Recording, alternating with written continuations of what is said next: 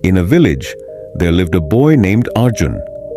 Arjun was brilliant in his studies, and everyone praised his intelligence and sharp mind. But Arjun had one big weakness. He didn't use his time wisely. His days were spent playing with friends, gaming on his phone, and indulging in unnecessary chatter. His parents tried many times to explain the value of time to him, but Arjun couldn't grasp how precious time was. He always thought, "I have plenty of time. I'll do everything later. For now, let me enjoy life." One day, the annual exam results were announced at his school. This time, Arjun scored below average, far worse than expected. His teachers, who used to praise him, were now disappointed. Even his friends started distancing themselves from him. When Arjun returned home, he saw his parents looking at his report card with visible disappointment in their eyes. Arjun felt angry at himself, but didn't know how to change his habits. That night, Arjun went to his grandfather, who was one of the most respected and wise elders in the village. Sitting by his side, Arjun shared his troubles. He said, "Grandpa, I don't understand why I failed this time, even though I'm a good student." His grandfather listened carefully and then smiled, saying, "Son, the problem isn't that you're not a good student. The problem is that you've taken time for granted. Time is very precious. If used properly, it can lead you to success. But if wasted, it will pull you back." Confused, Arjun asked, "But Grandpa, we always have time, don't we? I can always use it later, right?" Grandpa became serious and said, "No, son. Time is like the flowing water of a river. Once it flows away, it never comes back.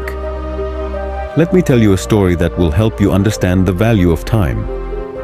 Grandpa began. A long time ago, there was a powerful king named Vikram. He had immense wealth, grand palaces, and countless servants. But Vikram had a habit of wasting his time on trivial matters. He would wake up late, spend time with his friends instead of attending court, and postpone every task, saying, "I'll do it tomorrow." One day, a sage visited the king's court. The sage said, "Your Majesty, you have everything, but you're wasting your most valuable treasure, time. If you don't use it wisely, one day you'll regret it deeply."